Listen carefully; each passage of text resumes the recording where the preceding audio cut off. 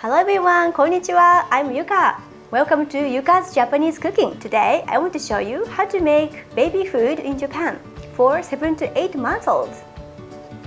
I hope you enjoy my Japanese baby food series. In previous videos, I've introduced carbohydrate recipe and protein recipes for 7 to 8 months old babies. This is the volume 3 and I'll introduce the vitamin recipes. As a main dish, we will make a udon with using meat vegetable mix. And as a side dish, we will use vitamin vegetable mix and vitamin soup. And as a dessert, we will make a yogurt with Kinako. Kinako is a dried soybean powder.